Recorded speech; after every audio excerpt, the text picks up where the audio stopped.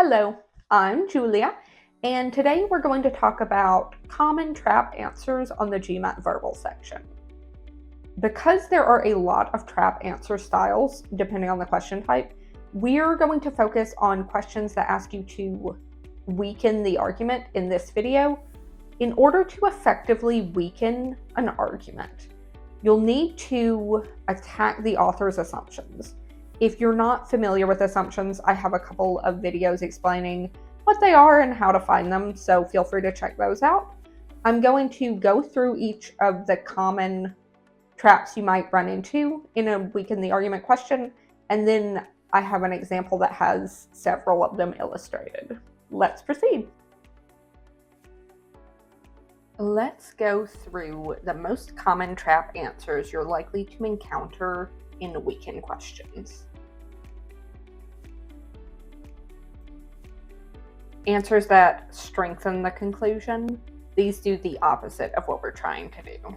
For instance, if the argument said that exercise improved mental health because it releases endorphins, then a trap might say something about how endorphins are shown to significantly enhance mood and reduce stress, thereby strengthening the argument. Pseudo weakeners, answers that appear to weaken the argument but actually don't. These will introduce info that might seem relevant but is ultimately irrelevant or neutral. If the argument said that daily meditation reduces anxiety levels, then a trap like this might say that some people meditate in groups and some people prefer to meditate alone. It doesn't really help us either way.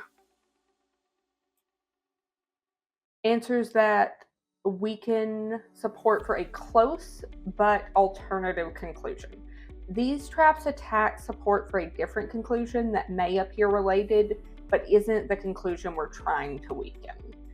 If the argument was about how switching to electric cars reduces carbon emissions, then the trap might be something about how electric cars are relatively expensive, which might make it less likely for people to purchase and use electric cars, but doesn't directly weaken the conclusion about the cars reducing carbon emissions. Answers that are pertinent but ultimately incorrect. These choices may seem highly relevant, but they're actually based on an inaccurate interpretation of the argument. Say the argument was about how reducing consumption of red meat reduces the risk of heart disease. The trap could be that eating less red meat often leads to significant nutrient deficiencies that can potentially lead to health risks. Without knowing that they lead to heart disease, the argument isn't weakened. And finally, answers that appear to attack the argument's premises or supporting evidence. These traps might seem to challenge the validity of the premises, but in the GMAT, supporting evidence is always taken as true. For instance, if the argument said that a recent study showed that people who drink green tea live longer, then a trap might say that the study only surveyed people in urban areas. It seems to critique the study's methodology, but it doesn't directly weaken the argument. Let's look at an example with a few of these traps. Companies that adopt a 4-day work week will see an increase in employee productivity because employees experience less stress and fatigue. A recent study of companies across various industries showed that companies that operate on a 4-day work week report significantly higher overall productivity. The study also highlighted that employees in these companies were less likely to take sick days compared to those working a traditional 5-day schedule. Which of the following, if true, most seriously weakens the argument? We're going to look through each of these answer choices individually.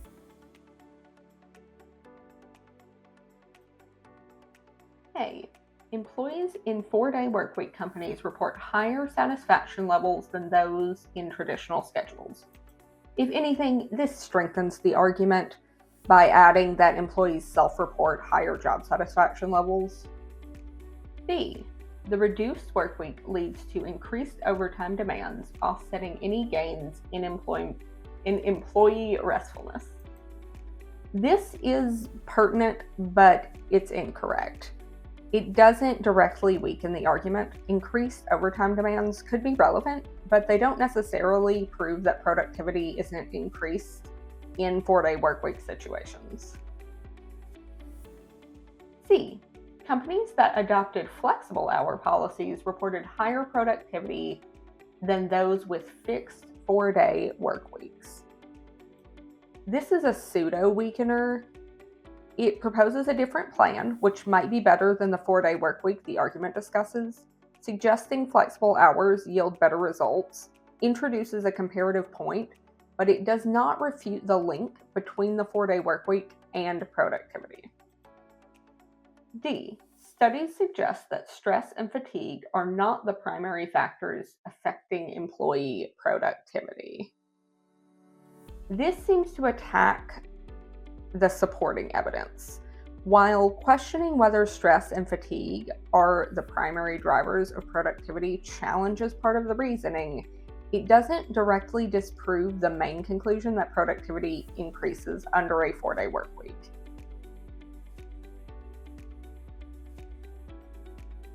Employees in companies that adopted the 4-day work week showed no significant change in overall productivity compared to those same companies with a 5-day schedule. This is the correct answer. The choice shows that while companies that utilize a 4-day work week might have higher average productivity, companies that move from a 5-day work week to a 4-day work week show no such improvements. Therefore, the conclusion that adopting a 4-day work week will lead to an increase in productivity is weakened.